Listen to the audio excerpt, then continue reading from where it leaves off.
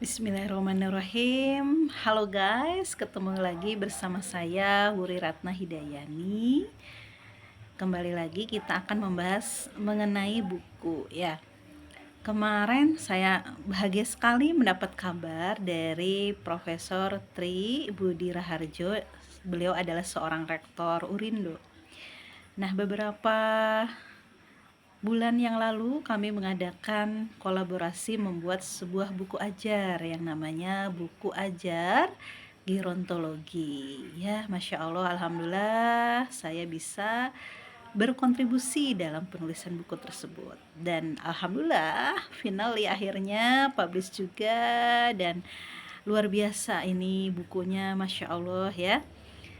Kemudian kemarin juga saya mendapat kabar bahagia karena beberapa teman sesama alumni, dulu kami adalah mahasiswa di Fakultas Kesehatan Masyarakat Universitas Ahmad Dahlan di peminatan epidemiologi.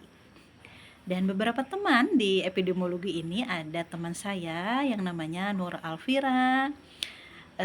Beliau di Universitas Respati Yogyakarta, dan satu lagi adalah Hesti.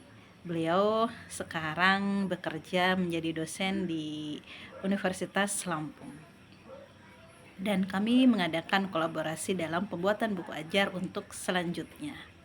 Masya Allah ya, Alhamdulillah ketika satu profesi ya, satu peminatan, ketika sudah lulus alhamdulillah masih menjalin kerjasama dan silaturahim ya, dan itu melalui suatu literasi dalam penyusunan buku ajar. Nah, pertanyaannya bagaimana sih cara menjaga spirit dalam penulisan sebuah buku? Yang pertama adalah niat kita adalah lillahi ta'ala, jadi bukan orientasinya profit atau keuntungan semata ya, tetapi bagaimana kita meniatkan bahwa dalam pembuatan suatu karya kita bisa berkontribusi, kita bisa menyumbangkan suatu ilmu yang ilmu tersebut akan mendapat jariah dan pahalanya dari Allah Subhanahu wa taala. Dan kita tahu bahwa seseorang yang sudah meninggal itu amal yang tidak akan terputus salah satunya adalah amal jariah, salah satunya dengan menghasilkan suatu karya gitu kan. Kemudian yang kedua adalah tentukan waktu dalam menulis. Apakah dalam satu hari itu kita meluangkan 1 jam ataupun 2 jam, bisa dipilih waktunya pagi hari atau sore hari atau malam hari. Jadi sempatkan 1 jam saja dalam menulis.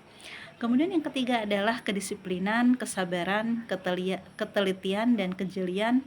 Nah, ini yang harus dibutuhkan oleh seorang penulis. Jadi kita tidak boleh gampang menyerah, kita tidak boleh gampang berputus asa, dan itu membutuhkan suatu kedisiplinan yang terus-menerus. Dan hal itu harus dipupuk terus, bahwa seorang penulis itu harus berdisiplin dalam mengatur waktunya dalam menulis suatu buku. Kemudian yang selanjutnya adalah tidak lelah dalam belajar.